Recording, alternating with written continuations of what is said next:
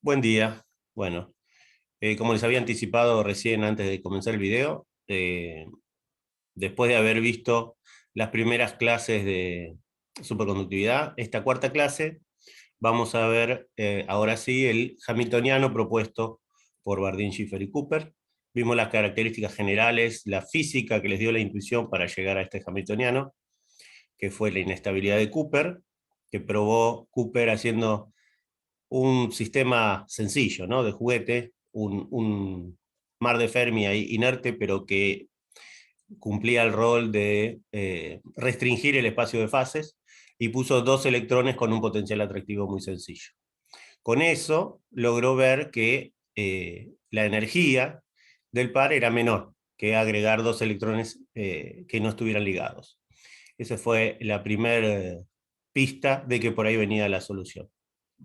Y después Schiffer propuso la forma que debía tener el estado fundamental de ese sistema, que era un estado coherente de pares. O sea, es un sistema donde el operador que crea el estado fundamental a partir del vacío es una exponencial, igual que en el oscilador armónico, y uno lo que tiene es un montón de pares muy correlacionados, formando un estado coherente, lo cual implica que el número de pares o el número de electrones del sistema no está bien definido. Y vamos a ver que eso tiene una consecuencia. ¿Está bien? El hecho de que no esté bien definido implica que la fase tiene que tener algún tipo de definición. Por supuesto, esto es a nivel hamiltoniano. A nivel termodinámico, en el gran canónico, las variaciones en el número de electrones se van como 1 sobre raíz de n, como vieron en estadística. Entonces, muchas veces se trata el hamiltoniano que van a ver ahora como un hamiltoniano de una sola partícula. Formalmente hay que hacer todo en el gran canónico, ¿no? Porque es justamente el n fluctúa. Pero las fluctuaciones a escala termodinámica son tan chicas que muchas veces eso se deja de lado. Ok, entonces vamos a presentar la pantalla.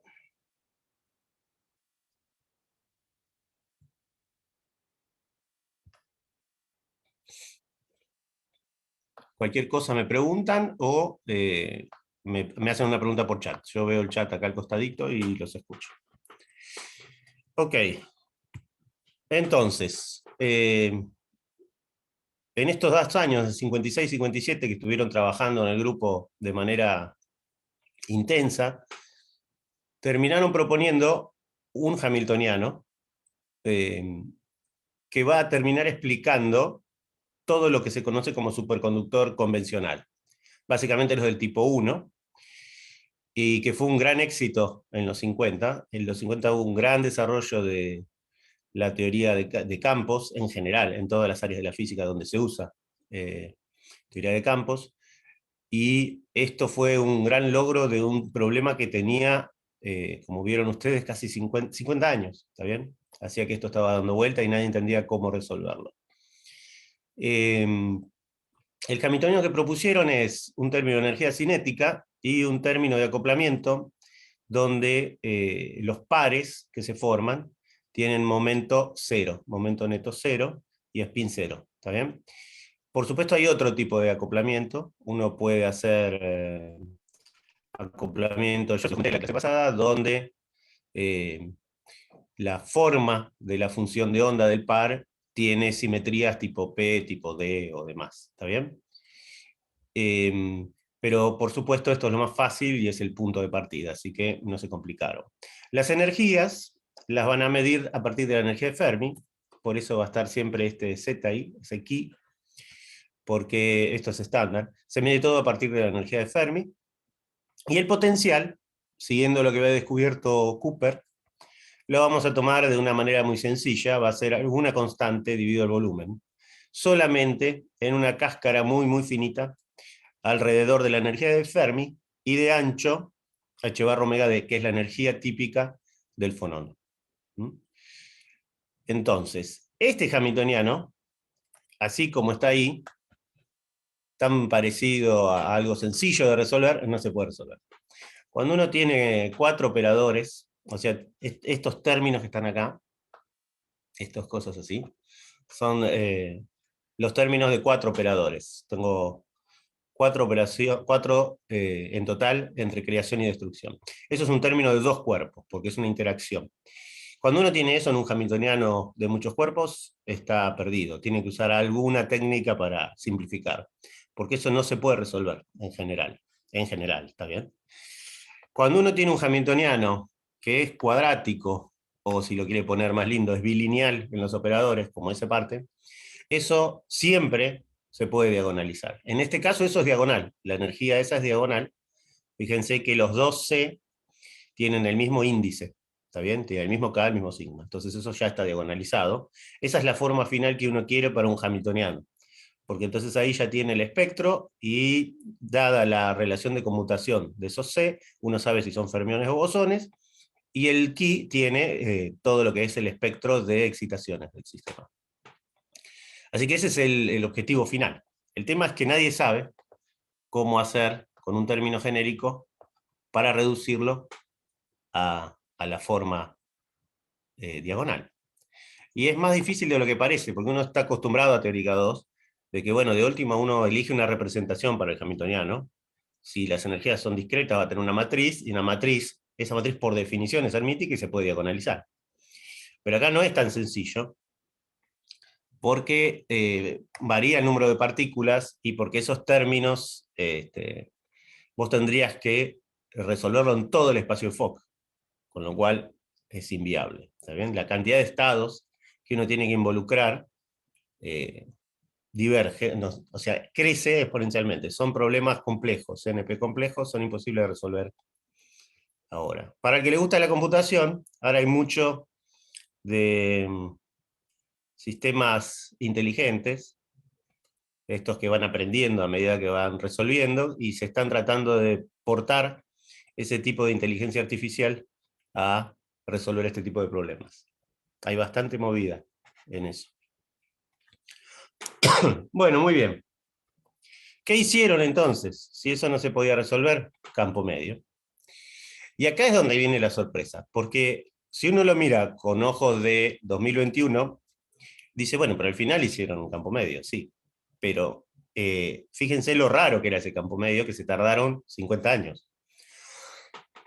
Lo raro de este campo medio es que el apareamiento que usaron entre esos operadores no fueron en términos de densidades. Uno normalmente cuando hace Hartree-Fock toma este con el correspondiente este.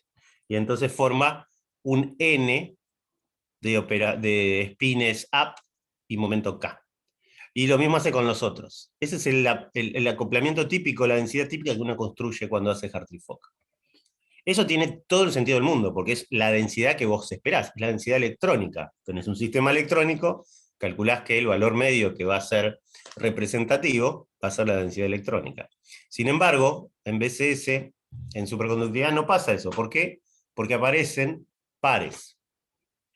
La genialidad de esta gente, o si quieren ya el paso de romper lo conocido, fue tomar valores medios, anómalos se llaman, que son esos que están ahí. Eso te da la densidad de pares que tenés. Pero ponen un problema. Cuando vos escribas un hamiltoniano con eso, con estos términos de este estilo, así, donde tenés C y C o C daga, cuando vos hagas eso, tu hamiltoniano no va a conmutar más con el operador número, que es lo que está por pasar, y que ya sabemos que pasa por la función de onda que encontró Schiffer. ¿Está bien? Pero, en el fondo, y a la luz de lo que sabemos hoy, no es más que un Hartree-Fock, solo que tomando como parámetro de orden densidades raras, ¿sí? Que no tienen que ver con las partículas básicas del sistema, sino con las emergentes, ¿no? Estas emergentes son estos pares de Cooper. Bueno, eso se tardó mucho en hacer eso. Hubo que entender primero que se formaban pares, hubo que entender que si esos pares eran un objeto compuesto que tenía algunas características fermiónicas, le permitía a todos esos pares ir al mismo nivel de energía. O sea, romper la energía de Fermi, ese era el desafío, ¿está bien? si vos tenés fermiones y se siguen comportando como partículas libres, porque las interacciones no hacen más que renormalizar las cosas, como el líquido de Fermi, o porque las interacciones están ahí y te dan física rara, pero siguen siendo fermiones, siempre vas a tener tu energía de Fermi dando vuelta. Y vos acá lo que necesitabas era un comportamiento colectivo, porque todos los experimentos te daban a entender que lo que se formaba en un superconductor era algún tipo de función de onda macroscópica, con una fase más o menos bien definida dentro del superconductor, y que eso daba, en analogía con superfluidez, algo, ¿está bien?, que tenía estas propiedades tan increíbles como el efecto Meissner y la supercorriente, ¿está bien? Eso atado a esa rigidez que tiene que tener esa función de onda, esa idea de que la fase no la puedes cambiar fácilmente, ¿está bien? Cuando uno prende el campo externo. Entonces, en línea con eso, si vos tenés fermiones, eso es imposible, no lo sabemos cómo hacer. Entonces, la idea de que se formen partículas compuestas bosónicas, vamos a ver que en realidad no son bosones, pero algo parecido, eso es lo que permite que tengas un estado poblado de baja energía donde van todos estos pares que se forman. El paso crucial fue tomar este Hartree-Fock raro, en el cual ahora las densidades son densidades del tipo densidad de pares. Uno define, para escribir el hamiltoniano, entonces, es la función del gap, ese delta que está ahí, que va a terminar trabajando como parámetro de orden, que es la suma sobre K del potencial, sobre K' en este caso, con esas dos densidades. Uno puede hacer la Dagay de la sin Dagger y son complejos conjugados uno del otro. Entonces uno lo que tiene que hacer es tomar esto que está aquí,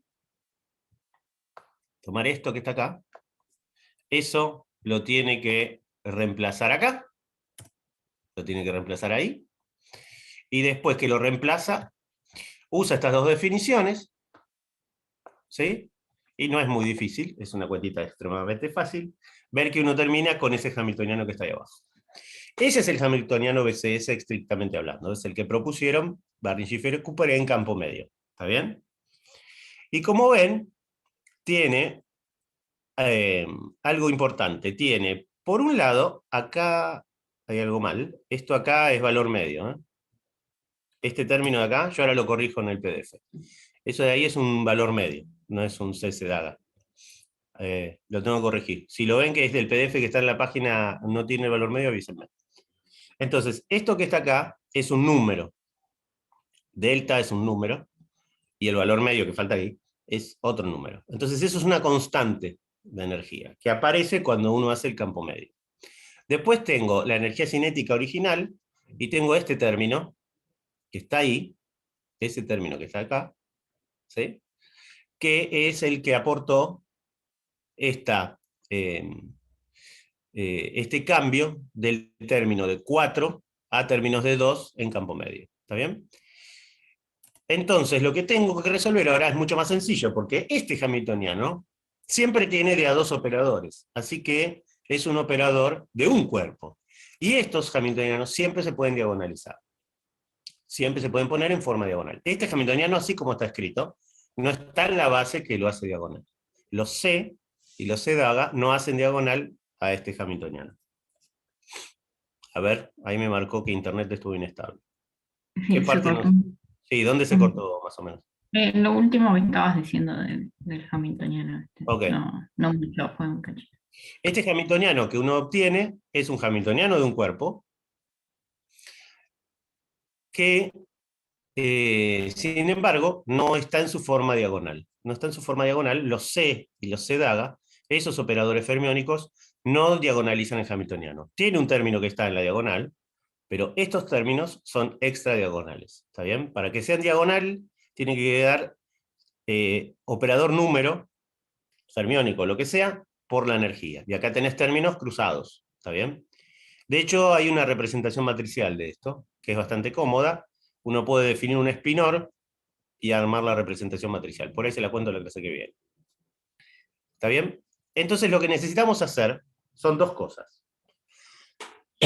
Primero, llevar esto toda esta parte del hamiltoniano, llevarlo a una forma diagonal. Y segundo, necesitamos encontrar delta de manera autoconsistente. Con eso cerramos todo el campo medio. ¿Está bien? ¿Cómo se diagonaliza un hamiltoniano en general, así, con operadores, no escribiendo una matriz y demás? En este caso es sencillo. Cuando tenés uno de un cuerpo, lo que tenés que hacer es una rotación, entre comillas, de esos CC Daga, una transformación canónica, y llevarlo a un nuevo set de operadores de creación y destrucción, que por supuesto no van a crear simplemente electrones, sino que van a crear alguna composición rara entre electrones y agujeros, que son los pares. ¿Cómo se hace eso formalmente? Bueno, acá está más o menos lo que ya estábamos discutiendo, ¿no? Por un lado, se ve que no conmuta con el operador número. Recuerden que el operador número es algo proporcional a este término. El operador número tiene que contar, así que tiene que ser básicamente C daga C sumado sobre K y sigma. Eso es el operador número. Trivialmente, este conmuta ese término que está ahí. Pero estos términos no van a conmutar. Estos términos no conmutan con n. ¿Está bien? Es un conmutador trivial para hacer y verificar que no va a conmutar. O sea que H no va a preservar el número de electrones. Eso era al principio algo que los frenaba mucho en tomar ese campo medio. ¿Está bien? Así que cuando uno trate de hacer termodinámica, va a tener que o trabajar directamente en el gran canónico. O sea, si yo quisiera hacer, por ejemplo, encontrar delta a partir de la energía libre, que se acuerdan cuando vimos campo medio, que se podía hacer directamente tomando el valor medio sobre el nuevo hamiltoniano o haciendo la extremal de la energía libre. Tendría que ser una energía libre gran canónica. Yo lo voy a hacer directamente con el hamiltoniano, así que es más fácil. Esta propiedad ya sabían que tenía que estar, porque el estado fundamental de Schrieffer justamente era un coherente de muchos pares, así que el número n no iba a estar definido. Y aparte hay que diagonalizarlo. ¿Cómo se diagonaliza? Así. Bien fácil. Yo tengo para cada k un nuevo set de operadores, lo voy a llamar gamma. Esos gammas son combinaciones lineales. En cada k los coeficientes van cambiando, por eso las funciones u y b tienen el subíndice k. De los viejos operadores de creación y destrucción de electrones. Esta transformación se llama transformación de Bogoliubov. En este marco particular estuvo también Balatín, ahí, así que lo reconocí en el título, pobre Balatín, que nadie lo nombra. Y los estados que crean estos gamas se llaman bogolubiones. Ese es el problema de que lo haga alguien que se llama Bogoliubov. La partícula tiene un nombre raro, se llama bogolubión. Creo que se escribe así, no sé cómo se escribe, bogolubión en español auténtico. ¿Qué quiere uno? O sea, hasta acá yo lo escribí como una transformación general. Yo necesito un par de cosas. En primer lugar, siendo que es una transformación canónica, tengo que mantener mi relación de conmutación. Así que yo tengo que pedir que esos nuevos operadores sean operadores fermiónicos. Para que esos sean operadores fermiónicos, si uno los escribe como combinación lineal con U y B, hay una libertad que esa matriz pierde. Y es que tiene que tener determinante igual a 1. ¿Está bien? O sea, tiene que estar normalizada U más B, tiene que valer 1. En realidad faltan los cuadrados ahí. Bueno, tengo que corregir un par de cosas acá. Ahí falta el cuadrado, pero se entiende, ¿no? Es esto por esto, menos esto por esto. Con lo cual, eso ya me saca un grado de libertad de esos U y esos B. Teniendo eso en cuenta, que el determinante de esa matriz tiene que valer 1, es muy fácil invertirla. Es una matriz de 2 por 2. La matriz de 2 por 2 cambia los objetos de la diagonal, cambia los signos de la extradiagonal y divide por el determinante. Esa es la inversa de una de 2 por 2. Eso quiere decir que en este caso ese determinante vale 1, así que es sencillo. Me va a quedar eso que está ahí. Y ahora, una vez que llego a este punto, todavía tengo libertad. Todavía los U y los B no los determiné. ¿Cómo determino esos U y B? Bueno, buscando mi objetivo. Mi objetivo es que el hamiltoniano quede diagonal. Así que acá viene la parte que hay que remangarse.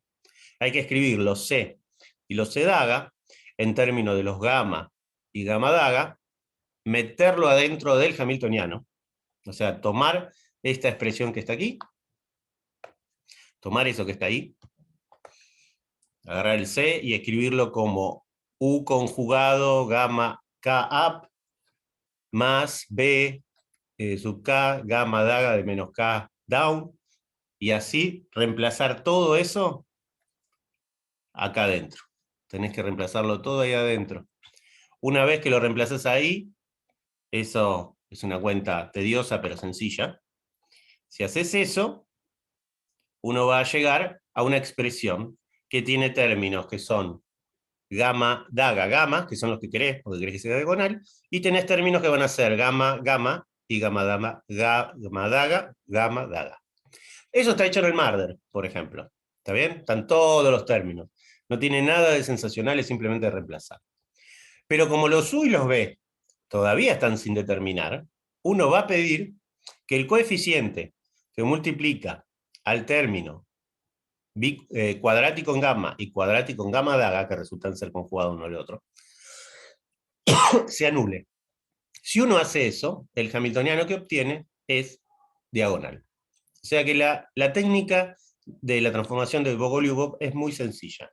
¿Está bien? Vos lo que tenés que hacer es una combinación lineal arbitraria de los viejos operadores de creación y destrucción en función de los nuevos, o al revés, porque eso lo puedes invertir, y tenés que cumplir dos cosas. Que el nuevo operador siga siendo fermiónico, eso ya te restringe quiénes pueden ser los U y los B, y después vas a pedir explícitamente que cumplan que el hamiltoniano en los nuevos operadores sea diagonal. ¿Se entendió lo que dije? ¿Alguna duda hasta acá? Va bien. Bueno, esto lo pueden hacer siempre que tengan cualquier tipo de hamiltoniano de un cuerpo. De hecho, uno se lo encuentra, por ejemplo, si hace un tie binding complicado, te van a pegar términos extra diagonales, ¿está bien? Ok. ¿Qué pasa si yo reemplazo eso, hago todas las cuentas? Ustedes lo miran en el Marder o lo pongo en la guía si ustedes se entretienen un rato. Lo que van a encontrar es que hay un término que se tiene que anular, que es ese que está ahí. ¿Sí? Si ese término que está, es este que está aquí, si esta cosa de acá se anula, el hamiltoniano resultante va a ser diagonal. Eso ya me va a dar la primera relación entre los U y los B. Entonces uno puede resolver esa cuadrática para el cociente B sobre U. Y si uno hace eso, esto es trivial, va a encontrar esa relación que está acá. Esa que está ahí. Lo que se hace habitualmente, como en principio U y B son complejos, pero lo que va a terminar importante es la diferencia de fase entre uno y otro. Así que lo que se hace normalmente, ojo sin leer libros porque a veces hay convenciones diferentes, ¿eh? A veces definen la matriz de transformación, cambian los conjugados, cambian el menos, o sea, es algo, igual es muy fácil de pasar de uno al otro, pero tengan cuidado si usan libros diferentes. ¿Está bien? Lo que se hace habitualmente es que U se toma real, de manera tal que la fase de B es igual a la fase de delta. Fíjense que delta está conjugado pero dividiendo. Así que las fases son iguales entre delta y B. La raíz es real y las energías son reales. Así que lo único que tiene fase es delta y B. Y es la misma. ¿Está bien? Entonces, tengo dos condiciones. El determinante tiene que ser igual a 1 y la razón entre uno y otro tiene que valer eso que está ahí. Dos ecuaciones, dos incógnitas. Otra vez acá faltan los cuadrados, lo copié de la otra transparencia. Esto este está cuadrado y este cuadrado, ¿está bien? Es determinante. Y entonces uno llega a eso que está ahí. Entonces uno encontró quién es U y quién es B en función de los parámetros del problema. La energía y la función del gap, que es el parámetro de orden. ¿Está bien? Entonces yo puedo ahora tomar eso, U y B, escribir adecuadamente los gamma, ya se supone que uno hizo la cuenta antes cuando vio qué términos se tenían que anular, y haciendo eso voy a obtener una expresión maravillosa del hamiltoniano. El hamiltoniano va a ser diagonal en los gamma, con una energía, un espectro de energía de excitaciones de una partícula de esos bogolubiones, que tiene una forma de una raíz cuadrada de la vieja energía, más un delta al cuadrado, y hay un término ahí, que era la constante, que es la energía del fundamental, y que se expresa de esta manera que está aquí. Se escribe así. ¿Está bien? Entonces, uno ahí tiene resuelto el hamiltoniano. Solo le falta una cosa. Lo que le falta es saber quién es delta. ¿Está bien? Ahí cerrarías todo el campo medio. Pero fíjense algunas cosas.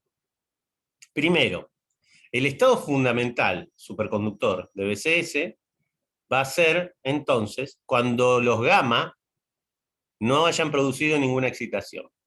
O sea, cuando vos no tengas ningún bogolubión en el sistema, vas a tener el condensado de pares. Ese condensado de pares va a tener energía E0. ¿Está bien? E0. Para tratar de crear un bogolubión, vas a tener una energía mínima, porque por más que xi sea 0, vas a tener delta. Eso quiere decir que el espectro va a tener un gap. Esperen que hay ruido de afuera, voy a cerrar.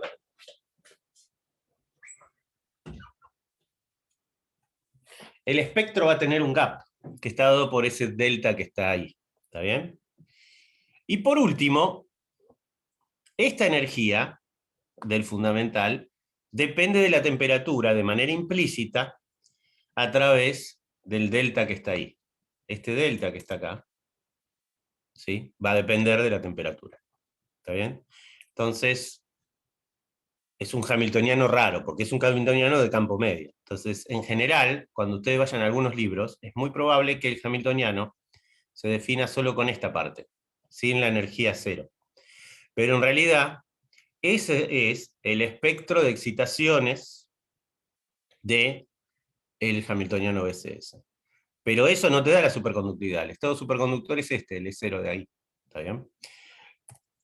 ¿Se entiende lo que digo? O sea, cuando vos tenés tu fundamental, cuando no tenés bogolubiones, tenés todos tus estados ahí de pares metiditos en el fundamental, y eso tiene una cierta energía E0. Ese es el estado superconductor. ¿Cómo se excita un estado superconductor? Bueno, creando estos bogolubiones, que son combinaciones lineales entre electrones y agujeros. Vamos a hacer una analogía, a ver si se acuerdan. ¿Se acuerdan cuando vimos las excitaciones del sistema electrónico antes de ver el líquido de Fermi? Uno que tenía, uno tiene, cuando uno no tiene, olvídense de superconductividad, tengo un sistema electrónico común, el que estudié desde teórica 3. Entonces, ¿qué tengo? Tengo un mar de Fermi, todos los estados ocupaditos hasta el nivel de Fermi. Si no hay interacciones, las excitaciones de ese sistema, ¿qué son? Es la creación de una partícula y un agujero. ¿Está bien? Se forma un par, partícula-agujero. Pero esas son como independientes, o sea, yo saco el electrón, lo pongo ahí arriba y quedó el agujero. ¿Está bien? El estado de referencia de esas excitaciones es la superficie de Fermi. ¿Está bien? Entonces, si vos vas a crear, ahora voy a usar lenguaje tipo partícula, si yo voy a crear una partícula agujero, ¿sí?, el operador de creación actúa sobre el vacío de ese sistema. El vacío de ese sistema es el mar de Fermi. ¿Está bien? Los bogolubiones lo que hacen es crear excitaciones arriba de otro sistema de referencia, de otro fundamental, que no tiene nada que ver con el anterior. El anterior se fue, el mar de Fermi ahora desapareció. Lo que están son los condensados de pares. ¿Cómo crea las excitaciones arriba de ese condensado de pares? Creando estos estados ahora correlacionados partícula-agujero, muy raros, que se llaman bogolubiones. ¿Está bien? Por lo cual, el estado fundamental BCS tiene que ser el vacío, entre comillas, de los operadores de creación de bogolubiones. ¿Está bien? ¿Se entiende lo que digo, más o menos? Porque a veces es confuso cuando uno ve esto por primera vez, no sabe qué es lo que te da la superconductividad. El fundamental es el estado superconductor. Estos boголubiones son excitaciones arriba de ese fundamental. ¿Está bien? ¿Se entendió lo que dije? ¿Alguna pregunta? Bueno. Ok, nos falta la autoconsistencia. Así que lo que tengo que hacer es determinar delta. Y para determinar delta, tengo todo claro, regalado. Porque, ¿qué pasa? El hamiltoniano que tengo, fíjense, ese hamiltoniano es de un cuerpo. O sea, es un hamiltoniano diagonal. Así que es un hamiltoniano de un cuerpo. Los gamma son fermiónicos. Así que ese término de ahí es n, porque es gamma daga gamma. Y si es gamma gamma gamma daga gamma, tengo un trabalengua con los gamma, eso no te da otra cosa, siendo fermiónicos, que la función de distribución de Fermi. Así que lo único que tengo que hacer es tomar estos C, escribirlos en función de los gamma y reemplazar. Y lo que voy a obtener es esto que está acá. ¿Sí? Y ahora es muy sencillo, porque esos valores medios en el hamiltoniano BCS de esos operadores son operadores de ocupación. Así que lo único que necesito saber es que se escriben así, que tengo esa relación que está ahí. ¿Está bien? ¿Por qué es tan fácil? Porque el hamiltoniano efectivo es el hamiltoniano de un cuerpo. Y porque los gamas son fermiónicos. Así que, por definición, de operador número, sigue la distribución de Fermi-Dirac. ¿Está bien? Ok, si sigo esa distribución de Fermi-Dirac, estos boголubiones puedo reemplazar en delta y usar, bueno, esto es una identidad trivial, que si yo tengo esa resta que estaba acá, lo que tengo que hacer es esta resta que está acá. Uno es un n, el otro es un 1 menos n por la anticonmutación, y entonces eso se escribe así. Es como una tangente hiperbólica de e de k sobre 2 beta t, kt. Por otro lado, porque tengo otro término acá, ¿no? Tengo este u, tengo el terminito ese de ahí, tengo el u conjugado b. Eso voy a la definición cuando los escribí, lo puedo reemplazar. U cuadrado lo tengo. Fíjense, el truco es sencillo. Tengo u conjugado b, eso lo escribo como módulo de u cuadrado, que es lo que había encontrado, y la razón, que también había encontrado, p de k sobre u de k. Entonces eso se escribe así. ¿Está bien? Entonces me va a quedar una ecuación para delta que es autoconsistente. Tengo que reemplazar este y tengo que reemplazar esto por esto. ¿Está bien? Haciendo eso les queda la ecuación del gap. Eso que está ahí.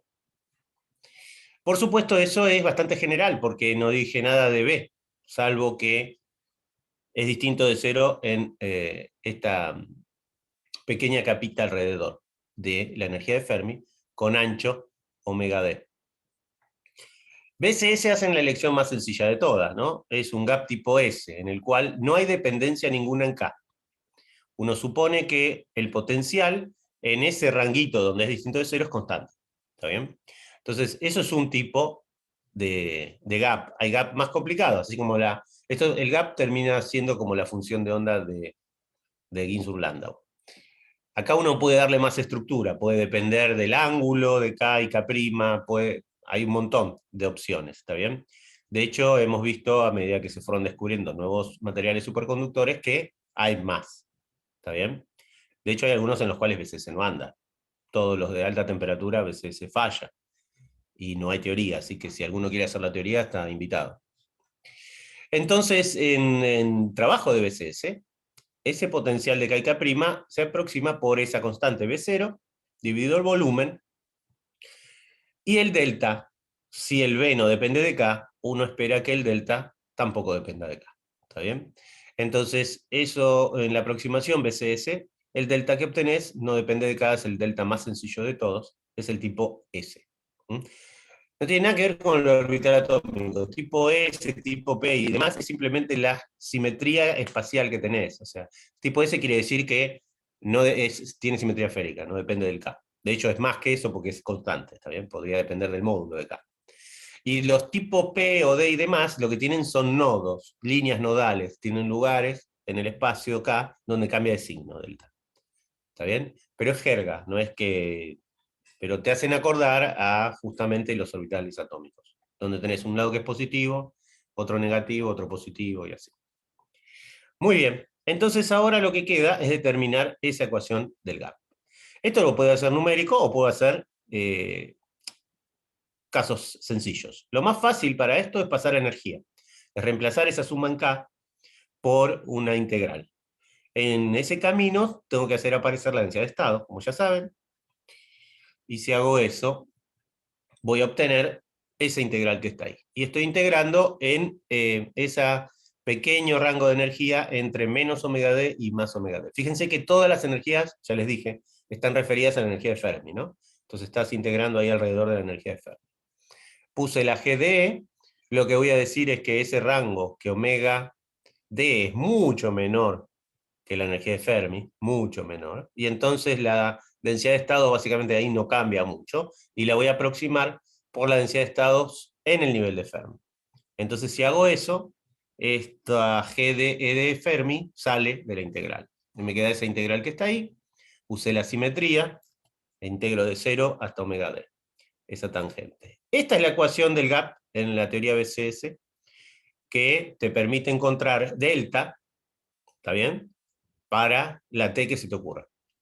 Esto se hace numérico, ¿está bien? Entonces, si uno agarra y grafica el delta de t, tiene una predicción ahí, que resulta que se cumple muy bien en estos superconductores de la época de los 50. ¿Está bien? Nosotros no vamos a hacer eso, pero lo que vamos a hacer es ver algunos casos límite de esta ecuación, para más que nada hacer contacto con lo que vimos en la clase pasada.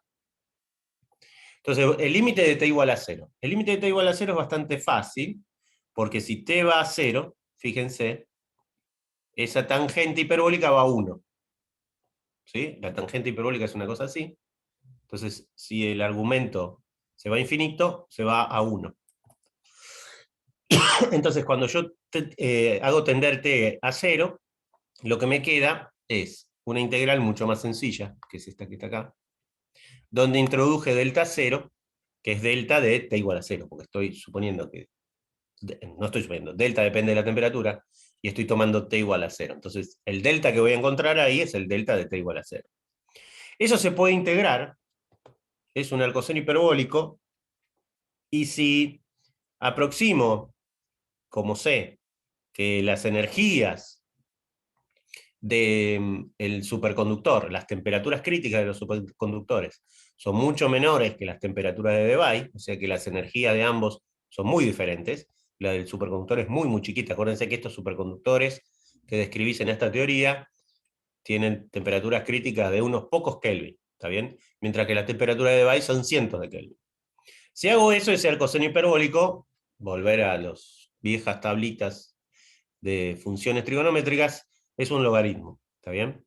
Y entonces, si integro, si exponencio en ambas partes, obtengo la vieja relación que había obtenido Cooper en su simple estimación sin poner interacciones, poniendo solo 2 electrones. El que es más observador, la única diferencia que hay entre la teoría completa del campo medio y la de Cooper es que ahí arriba hay un 2 en Cooper. Pero la física es exactamente igual. No es un error eso, que le falta el 2, es así da, digamos, cuando haces todo el campo medio. Entonces, lo primero que tenés es algo que tendrías que tener de antes, ¿no? Es la idea de que el delta está siempre ahí, siempre tenés un gap superconductor, y que no importa cuán chico sea B, no importa que B sea muy chiquito, siempre tenés un delta, ¿está bien? Acuérdense que esta inestabilidad de superconductividad BCS es una inestabilidad de weak coupling, de acoplamiento débil, ¿está bien? Por eso es tan común, porque no necesitas tener un acoplamiento muy fuerte. Con un acoplamiento apenas débil siempre tenés un estadito ligado ahí que puede vivir, ¿está bien? Y eso está incluido en el campo medio que estás haciendo. Así que es correcto. Hay otro límite que uno puede hacer. Puede tratar de encontrar TC, ¿está bien? ¿Cómo encuentro TC? Como en todo campo medio, incluso cuando hago simplemente paramagnetismo y ferro. Lo que haces es poner que el parámetro de orden valga 0. Entonces, si yo pongo delta igual a 0 en la ecuación, vas a obtener justamente la T crítica. Poner delta igual a 0 te simplifica esto que está acá, ¿no? Este término de aquí se va, este término de aquí se va, entonces lo que me queda son las energías, estrictamente es el módulo, pero las energías son positivas, así que lo que me queda es esa ecuación que está ahí. Esta ecuación es un poco más molesta para hacer, no voy a ponerme a hacer la integral la pueden hacer ustedes si tienen ganas, lo que están en los libros. Se usan dos cosas. Primero, de vuelta, que las temperaturas de Debye son mucho más grandes que las temperaturas críticas que tienen los superconductores, o sea, siempre se usa esa aproximación, y después es una integración por partes. Haciendo esa integración por partes, uno encuentra una expresión para TC. ¿Sí? Que de vuelta tiene algo interesante, un par de cosas interesantes. Les queda una constante, esa constante es proporcional a omega D, eso es importantísimo, y tiene el mismo tipo de dependencia con el campo, la intensidad del potencial. De vuelta, no importa cuán chiquito sea tu campo, vas a tener una transición. ¿Sí? Apareció un número ahí, ese gamma E, que es la constante de Euler, pero no importa, eso es anecdótico. ¿Y cómo analizo eso? Hay dos cosas ahí en esos dos resultados. Una es que TC es proporcional a omega D. Y omega D es 1, proporcional a 1 sobre la raíz de la masa, ¿está bien? Porque acuérdense que esa es la frecuencia de los fonones. Y eso me da el efecto isotópico. Entonces, en la teoría sale de manera natural que tu temperatura crítica depende de la masa del ion, ¿está bien? Porque TC es proporcional a omega D. Y la frecuencia de oscilación de los fonones dependen de la masa del ion. Entonces, de regalo, de manera muy sencilla, muy natural, te aparece, justamente ahí está el omega D, que tu temperatura crítica va a cambiar si vos cambias el isótopo del material, del compuesto en realidad, el elemento, ni siquiera compuesto, esto era todo fácil, era mercurio y demás. Y hay otra cosa que fue lo primero que publicaron Bardeen, Schiffer y Cooper. Vos podés tomar una relación entre el gap, 2 delta, y la temperatura TC. Eso tiene una ventaja, y es que si vos haces ese cociente, en la teoría, desaparecen todos los parámetros. ¿Está bien? Fíjense, esto es importante porque es la manera que uno da resultados al mundo, ¿no? Vos tenés una teoría y tiene un montón de constantes. Ahí está H barra, omega D, esa exponencial rara que está ahí, ¿está bien? Y lo mismo pasa con TC. Lo mismo pasa con TC. TC también tiene números, parámetros del problema, esa exponencial que está ahí. Pero si vos tomás el cociente, todo eso se va y te queda un número. Entonces, vos lo que estás diciendo es que no importa los detalles del elemento que estés mirando que sea superconductor. Si vos haces el cociente entre las mediciones de el ancho del gap y la temperatura crítica, te tiene que dar más o menos 3,5. ¿Está bien? Y eso fue lo que le dio el gran espaldarazo a BCS. Fue bastante resistida a BCS al principio, justamente por esta cosa que no conservaba el número, de que el parámetro de orden era una cosa rara y demás. Pero cuando todos los experimentos empezaron a caer en los mismos números que decía la teoría, la gente se rindió y adoptó la teoría. Y fue bastante rápido después de eso, porque justamente todos estos primeros elementos daban esa relación. Fueron las primeras cosas que se midieron, fueron esa relación entre el ancho del gap y la temperatura crítica. ¿Está bien? No da perfecto, pero perdón, andan todos por 3, 3,5, 2,5, están todos muy por ahí. ¿Está bien? Por supuesto, eso después falló. Cuando vinieron nuevos compuestos, han fallado. De hecho, sabemos que en estos compuestos de alta temperatura crítica no puede ser en los fonones el que hagan el apareamiento de los pares. Así que necesitamos una nueva física, ya los fonones no sirven más. Ahí. Ok, gran predicción. Esta y el efecto isotópico. ¿Qué pasa con el fundamental? ¿Está bien? Este estado fundamental tan raro. Nosotros vimos en la clase pasada que Schiffer terminó escribiéndolo con esa pinta, ¿no? Era un estado coherente que se escribe con la exponencial de la creación de pares, pero como las exponenciales se pueden desarrollar en potencias, eso termina como una productoria, y lo lindo de los fermiones es que cualquier operador fermiónico que esté al cuadrado, al cubo, lo demás, vale cero, porque si tenés el mismo operador actuando 2 o 3 veces, eso da cero, con lo cual toda la serie termina teniendo el término lineal nada más. Entonces, eso discutimos la clase pasada, y vimos que el estado fundamental BCS se escribe de esa manera. ¿Podemos hacer contacto entre ese estado que postuló Schiffer y lo que tenemos ahora? Sí, podemos. Como yo tengo un hamiltoniano que tiene una forma muy sencilla, tengo una energía fundamental y tengo mis excitaciones simples del sistema, que son los bovoluviones, estas cuasipartículas nuevas que están dando vuelta ahí. Por definición, digamos, si no hay bovoluviones, tengo que estar en el fundamental. Eso quiere decir que si yo aplico el operador de destrucción de bovoluviones al BCS, tiene que dar cero, porque el BCS es el vacío de los bovoluviones. Fíjense, esto es más sutil de lo que parece. El vacío en física no existe. No existe en física de partículas y no existe en materia condensada. El vacío no es otra cosa que el sistema de referencia sobre el cual creas tus excitaciones. ¿Está bien? Entonces, si quieren el vacío más vacío, por decirlo de alguna manera no filosófica, que cualquier filósofo me tiraría con algo, es ese cero que está ahí cuando no tenés electrones en el sistema. Entonces, ese vacío es el vacío de electrones. Estos operadores van a crear electrones ahí adentro, pero no los crean de cualquier manera. Los van creando de a pares, ¿está bien?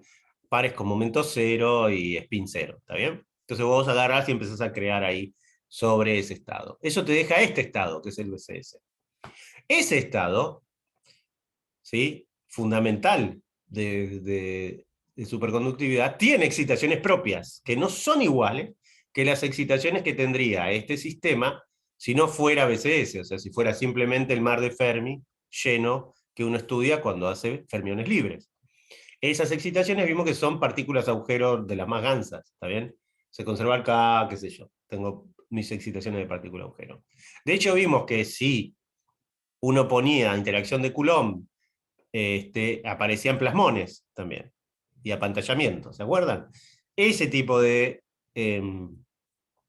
excitaciones no son las excitaciones que tiene el sistema cuando él está en el estado BCS. ¿Está bien? Entonces el BCS es el vacío de estos bogoluviones que aparecen como excitaciones naturales de BCS. Entonces, la definición de la función de onda es esa ecuación. Tenés que aplicar el operador gamma y eso te tiene que dar cero. Y resulta que no importa el spin, si es el up o el down, los dos dan cero, obviamente. Si lo haces para el spin-up, si agarrás el gamma de spin-up y lo escribís en función de los C y los C daga, lo que te queda es que, bueno, este es combinación de U, el gamma este es combinación de U por C menos B por C daga. Entonces pasé el menos B por C daga de este lado. Y me quedo con esta ecuación. ¿Está bien? Se tiene que verificar eso. Entonces lo que voy a probar es que justamente si el estado que propuso Schiffer es realmente el fundamental del hamiltoniano BCS. Si es así, tiene que valer esa identidad, que no es otra cosa que esta identidad.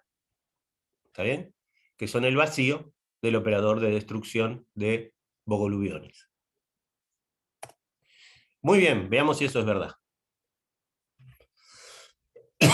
Fíjense, yo tengo que hacer esto. Y esto parece un trabajo terrible. Sin embargo, piensémoslo un poquitito, porque los operadores de creación y destrucción, como cualquier formalismo, te tienen que ayudar, si no, no sirve para nada el formalismo. ¿Está? Esa productoria son un montón de paréntesis, todos multiplicados uno tras del otro, todos con un K distinto. ¿Sí? Ahora, el operador es un operador de destrucción K. Todos los términos con Q distintos de K, ese operador conmuta. ¿Está bien? Porque fíjense, conmuta, claramente conmuta con el 1, Y si este Q y ese K son diferentes, tiene que pasar 2 C daga. Entonces pasa, saca un menos, pasa de vuelta, saca otro menos, y quedó igual. O sea que este término, U por supuesto pasa porque es una función. Este término, cuando Q y K son diferentes, pasa de largo para el otro lado. ¿Está bien? Fíjense que cuando este C llegue al lado de ese cero, ese es el vacío de él, porque es el vacío de electrones. Así que ese C mata a ese cero, lo hace dar cero. Fíjense que el que mata electrones no mata al BCS. De vuelta, el vacío depende de quién sos.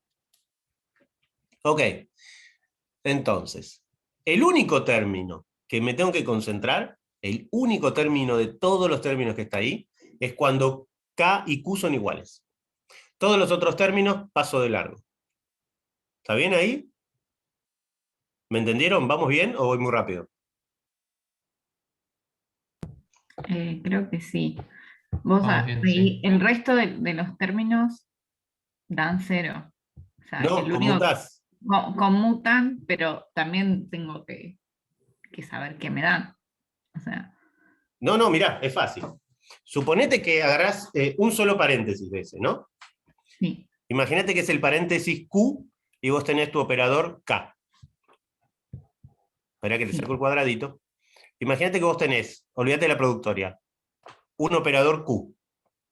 ¿Sí? Un paréntesis de esos. Son todos paréntesis multiplicados. Y tenés este operador K. K y Q no son iguales. ¿Sí? Ujú. Eso quiere decir que el C sub K conmuta, anticonmuta, perdón, con cualquiera de los C daga. Sí. Porque como tienen distinto índice, anticonmutan, felizmente. Por supuesto, conmuta con la identidad. Así que ahí este puede pasar. Al 1 lo pasa como nada. Y después, en esta zona, ¿qué va a pasar? Anticonmuta con el primero, eso te saca un menos. Anticonmuta con el segundo, eso te saca otro menos. Con lo cual, el paréntesis queda igual. Y este Sí. C se movió para este lado. Ah, sí. Sí, sí. ¿Se entiende? Se Con la entiende. identidad es trivial. Y acá tenés que anticonmutar 2 veces. La primera te saca un menos, la segunda te saca otro menos, te quedó igual. Y Sí. pasaste este C, K del otro lado. Y ahora tenés que hacer lo mismo con el siguiente paréntesis. ¿Estamos de acuerdo? Sí, Después así, con el otro paréntesis. así. ¿Eh? Sí, así las veces, N veces que sea necesario. N veces. Y lo vas a Sí, N repetir, menos uno. lo vas a repetir sin problema, hasta Sí. que te encuentres al Q, que es igual a K. Sí. Ahí ya sonaste, ahí tenés que hacer algo. ¿Está bien? Entonces vamos a ver qué pasa con ese término cuando el paréntesis es igual, el Q y el K son iguales. Ok. Ok, entonces acá hay que trabajar. Los otros son fáciles, los voy pasando uno y otro. Cuando me encuentro con ese particular, tengo dos cosas. Voy a dejar el U afuera para hacerlo más fácil. ¿Está bien? Porque eso es una función, yo sé que después lo puedo mover cuando quiero. Con la identidad, me queda el C allí, no hay que hacer nada. Acá tengo un anticonmutador con el primero, con el up. ¿Está bien? Ese anticonmutador es igual a 1 más el conmutado. ¿Están de acuerdo? Esa es la relación de anticonmutación. Es 1, perdón, 1 menos el conmutado. Entonces, el 1 es este que está acá. El 1 es este que está acá. Yo agarré este C, K, up, y acá tengo un C daga, K, up. Eso, el producto C, K, up, C daga, K, up, es igual a 1 menos dado vuelta. Cuando hago el 1, el que me sobró es el C daga de menos K. Entonces eso es el término que está acá. Y en el otro término me quedó el C entre medio de los 12 dagas. lo que hago con el último conmuto, porque uno es K y otro es menos K, uno es spin up y otro es spin down, así que hay autoconmuto, anticonmuto, lo paso del otro lado y eso me saca un menos y me deja todo positivo. ¿Está bien? Me deja todo positivo. ¿Está bien? Entonces eso es la primera línea que está acá.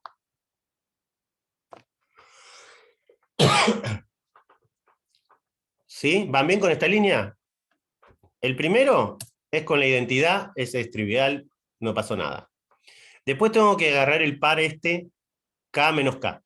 Entonces, tengo que agarrar CK daga, eso es igual a 1. Cuando pongo el 1, C y CK daga se van, porque está el 1 nada más, y el que me sobra es el C de menos K. Ese es el que me sobró. Menos, y ahora me queda el C entre medio de los dos C dagas. Y lo que hice acá es aprovechar que el C de K y el C de menos K daga anticonmutan y lo pasé al final, y ese menos extra me puso todo más. Eso es la primera línea. ¿Está bien? Ok. Y ahora, fíjense, este término lo saqué para acá. Y en el otro término es U, el C de K se pasó a la derecha, y me quedó este término que está ahí como factor común. Pero este término es especial, porque tiene el C de destrucción a la derecha. Ese C de destrucción ahora sigue su caminito por todos los otros paréntesis, porque todos los otros tienen Q distinto de K. Y ese eventualmente va a llegar hasta este 0, que es el vacío de electrones. Entonces, este término te va a dar 0. ¿Está bien? Te va a dar 0 porque ese C de destrucción se mueve felizmente, sigue su camino hasta el vacío. Y entonces cuando actúe con el vacío, todo eso te va a dar 0. O sea que toda la productoria que viene con este término se va a anular. Te queda otra productoria que tiene este término que está acá. ¿Sí? Pero esa productoria le falta justamente el paréntesis que tiene K. Pero acá podés usar una trampa muy apestosa. Una trampa muy apestosa que es que esto de aquí y eso que está abajo son iguales. ¿Por qué? El 1 claramente es lo que está arriba, pero el segundo término da 0, porque lo que tenés es dos operadores de creación iguales. Tienes dos operaciones de creación iguales. Entonces es lo mismo, porque es un 0. Así que al final del día, reconstituiste ese término que tenía problema de conmutación, se escribe como el mismo paréntesis, pero ahora apareció un C daga de menos K down. Y entonces, ese C daga de menos K down lo puedo mover ahora a la izquierda de vuelta, porque todos los Q y son diferentes al K, así que de vuelta paso lo más feliz para el otro lado. Y al final del día, obtengo eso que está ahí. Obtengo esto que está acá. Por supuesto, ustedes lo pueden hacer claramente como ejercicio. Eso, ¿está bien? Lo que va a suceder es eso que está ahí. Y entonces, para que se verifique la igualdad, o sea, para que el estado BCS sea el 0 del Bogoliubien, tiene que suceder que la función phi, que era en la formulación de Cooper, la función de onda en el espacio K, es igual al cociente entre estos parámetros B y U. Y entonces yo cerré la conexión entre lo que había hecho Schrieffer de manera intuitiva y la teoría que tengo. Entonces yo sé ahora que esa función de onda es el cociente entre B de K y U de K. Y de hecho, si uno toma el estado este que está aquí, ese que está acá, si uno lo toma y le pide normalización, que así como está escrito no está normalizado, le pide normalización, o sea, hace el bracket igual a 1, te da justamente de manera explícita en términos de U y de B. ¿Está bien? Así que con esto terminas de cerrar la conexión con las dos cosas que dieron origen a la formulación. Por un lado, la inestabilidad de Cooper, y por otro lado, la función de onda BCS, que se le ocurrió a Schiffer. ¿Está bien? Fíjense cómo va cerrando todo a partir de la teoría. ¿Está bien? Entonces, ese es tu Hamiltonian, tu función de onda del fundamental. Tiene energía E0, no hay bogoluviones acá, y es un sistema coherente de pares. Ok, ¿qué más podemos decir? ¿Qué propiedades podemos ver? La función es al cuadrado, b cuadrado, te da entonces la probabilidad de que haya un par en el estado K. ¿Está bien?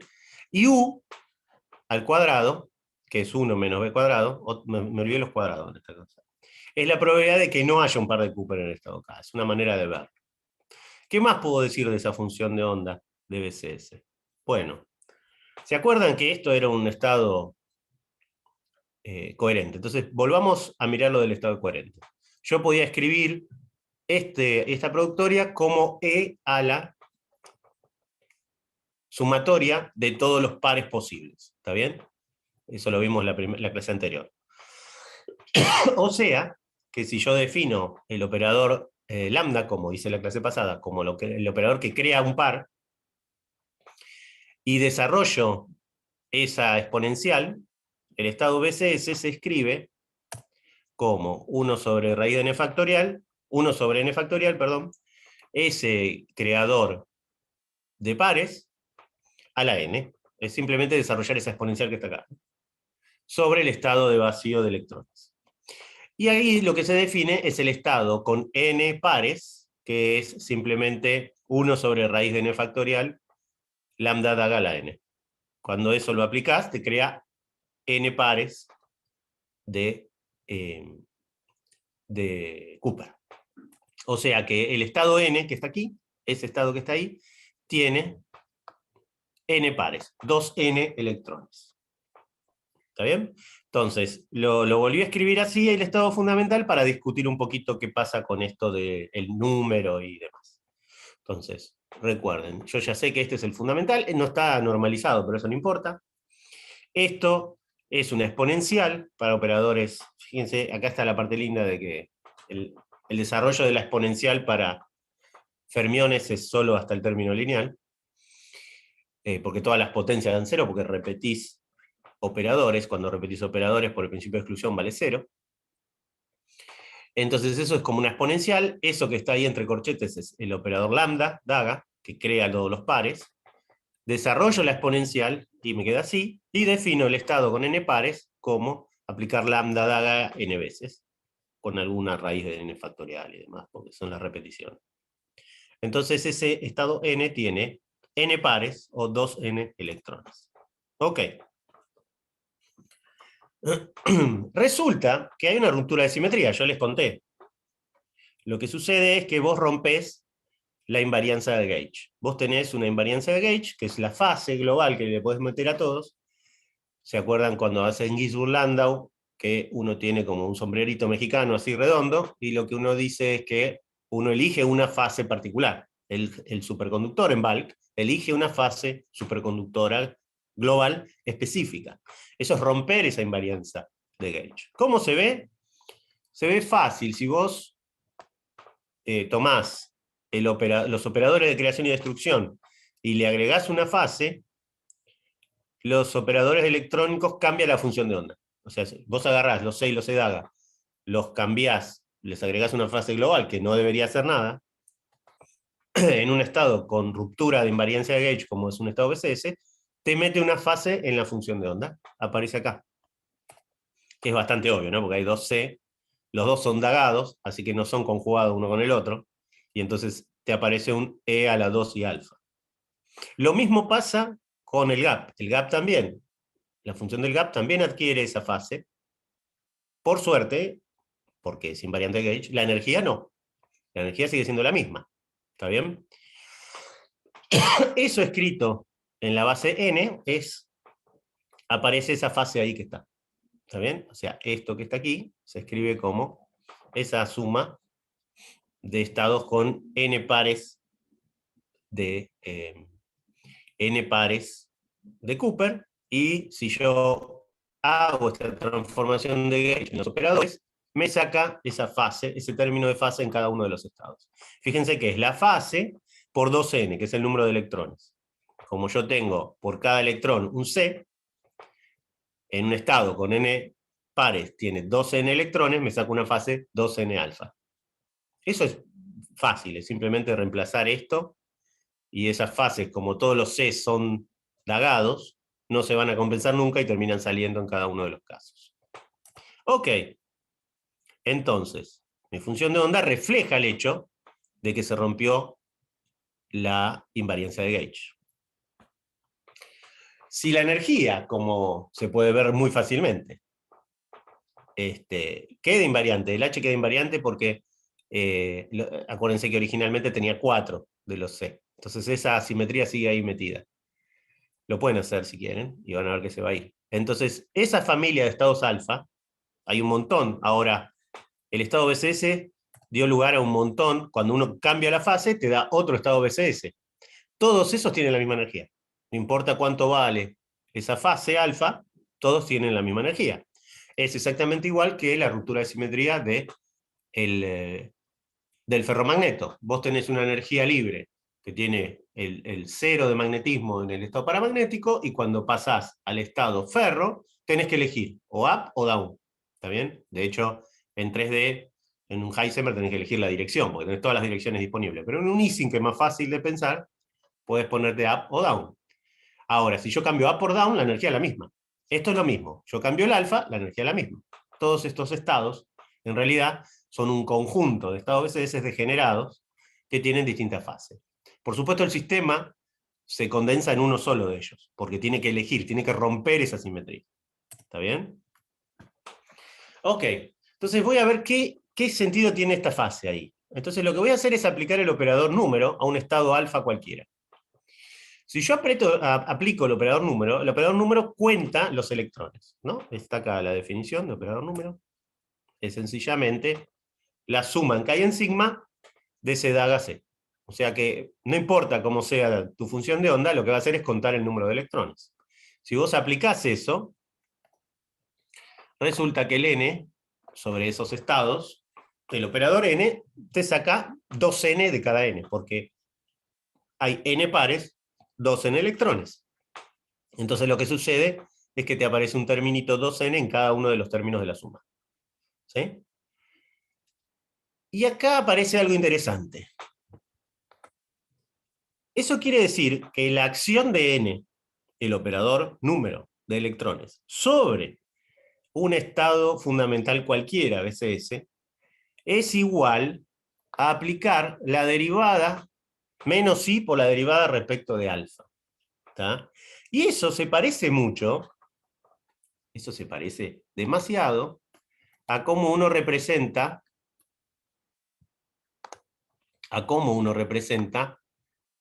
el momento en la base de posición o la posición en la base de momento. O sea, de alguna manera te está diciendo que el operador n y el operador alfa son operadores conjugados. De hecho, el operador número es el generador de la transformación de gauge.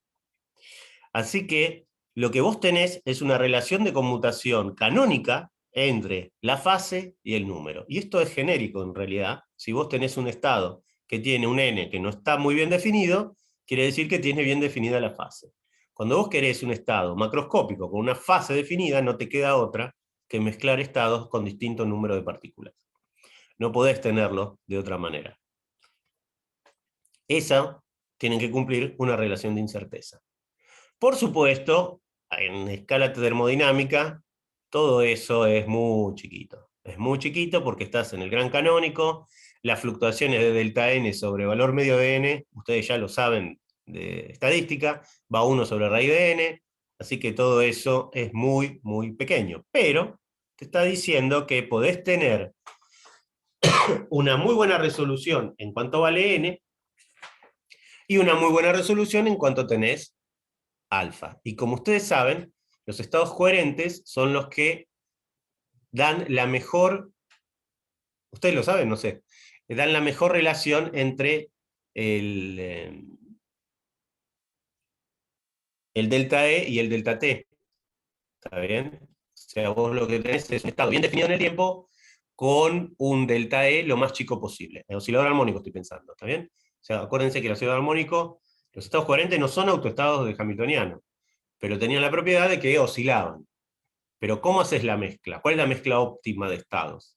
Bueno, el estado coherente es la mezcla óptima. Tenés el mejor delta T, o sea que viven el suficientemente tiempo, con un delta E acorde. ¿Está bien? Acá es lo mismo. Vos tenés un estado que puede tener un alfa bien definido, dada la constricción de tener un n no tan definido.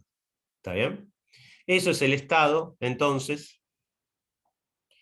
Por eso es tan importante la fase. Por eso siempre terminó siendo el parámetro de orden en Ginzburg-Landau un parámetro de orden complejo.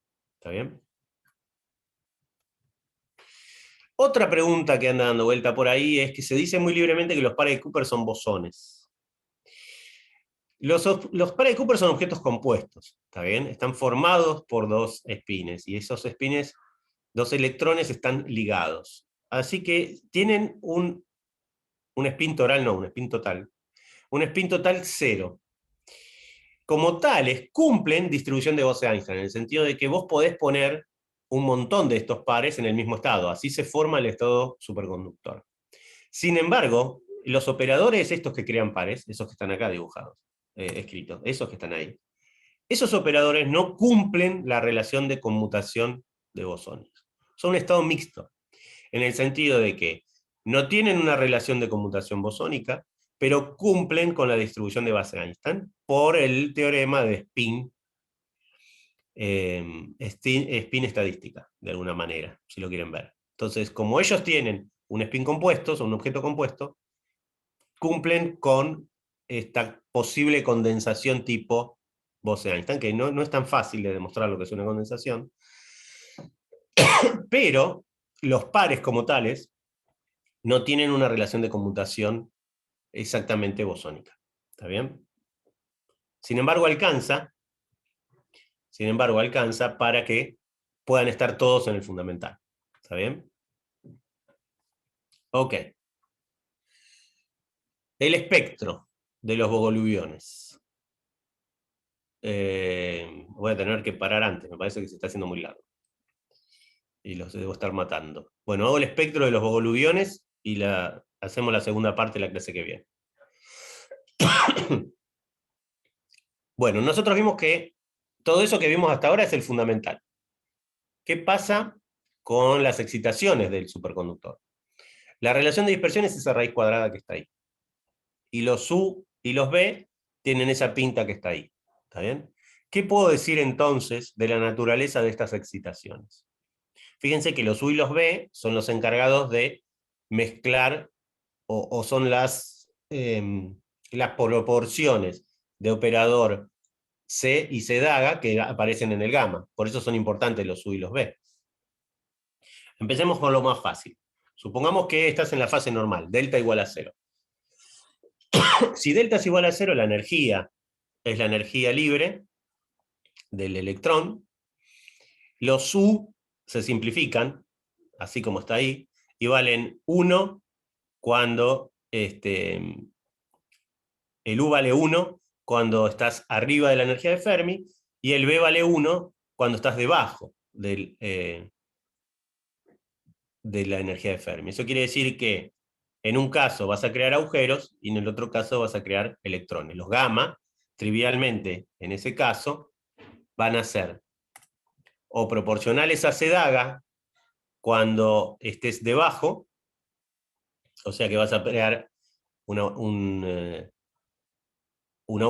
electrón, vas a agregar un electrón o vas a agregar un agujero. O sea que retomás, lo que estoy diciendo es que retomás las excitaciones normales que tiene el sistema electrónico. Está bien mapeado, o sea, vos pasás por la transición y los operadores están bien definidos. En un caso vas a crear electrones, en otro caso vas a crear agujeros. El espectro tiene esta pinta que está acá. Si la dispersión era cuadrática, fíjense que crear una excitación de agujero te cuesta energía, por más que la energía del agujero sea negativa, vos tenés que arrancar el electrón. Entonces, el espectro es la parábola esa da vuelta para arriba, en módulo, es el módulo, ¿está bien? Entonces, vos querés excitar un agujero, necesitas poner una energía que te lleve desde el estado fundamental a poner un agujero, ¿sí? Y lo mismo pasa con meter electrones. ¿Dónde no te cuesta nada? Si lo haces justo en la energía de Fermi, ¿está bien? Estás midiendo todas tus energías a partir de la energía de Fermi, justo ahí no te cuesta nada. ¿Qué pasa si agregás ahora delta? O sea, si te metes en el superconductor. Lo que hace el superconductor es meterte una nueva escala de energía y aparece un gap. Aparece un gap que está dado por este delta que está acá. O sea, por más que sí se anule, tu energía tiene un mínimo, que es ese delta, el módulo de delta que está ahí. En ese caso, vos tenés protegido el fundamental. Ahora el fundamental no es el mar de Fermi, el fundamental es el superconductor. Y el superconductor está protegido de las excitaciones por ese delta que está ahí. Entonces, tu estado fundamental está debajo de ese gap y mientras no haya una temperatura comparable a ese gap, vas a tener un hermoso estado superconductor sobreviviendo y no va a haber excitaciones de Bogoliubov dando vuelta. ¿Está bien? Tenés que llegar a esa energía para empezar a desarmar tu estado superconductor. ¿Sí? Eso es algo que se sabía en los experimentos, por ejemplo, de CB, que había un gap metido ahí adentro. ¿Y qué pasa con la naturaleza de las excitaciones? Bueno, si ustedes se toman el trabajo de graficar estos parámetros U y B, resulta que cuando estás muy metido abajo de K de Fermi, el B vale 1 y el U vale 0. O sea que el B te daría agujeros, si quieren. Y para K es mucho mayores que K de Fermi, el U es el que gana y el B se va a 0. Eso cambia el balance. Acuérdense que los gamma son U por C y B por C dada, ¿está bien? Entonces, como son combinaciones lineales, dependiendo de dónde está el K, la mezcla que haces de agujero y de electrón cambia su proporción. Son exactamente iguales en el K de Fermi. En el K de Fermi el Bogoliubión tiene exactamente es un estado coherente, es un estado mezcla de un electrón y un agujero con el mismo peso, ¿está bien? O sea que hasta tiene carga indefinida, porque tiene uno positivo y uno negativo. Pero a medida que te metes adentro, gana agujero o gana electrón, ¿está bien? Porque el peso relativo de cada uno de los operadores va cambiando. Eso se puede ver muy lindo si uno toma el espectro y lo pinta de colores, ¿está bien? Entonces uno tiene el espectro de agujero en rojo, que está acá, el espectro de agujeros está en rojo, el espectro de electrones está en azul, ¿sí? Y el espectro de Bogoliubov es el que está arriba, movido por ese gap delta que está acá. Y fíjense que muy adentro de la energía de Fermi, los Bogolubiones son básicamente excitaciones de agujero. Muy lejos del K de Fermi, los Bogolubiones son básicamente azules, o sea que son electrones, son excitaciones de un electrón. Pero cerca de la energía de Fermi, eso está mezclado. Entonces el Bogolubión ahí, cerca de la energía de Fermi, las excitaciones de baja energía de Bogolubiones son las más complicadas, porque son las que son mezcla de electrón y agujero. ¿Está bien? Bueno, la clase seguía, pero se hizo medio larga, así que voy a parar acá y la dividimos. Seguimos la segunda parte en la que el jueves. ¿Está bien? ¿Alguna duda? Bueno, pasamos a privado. Pasamos esto a stop y terminamos la grabación.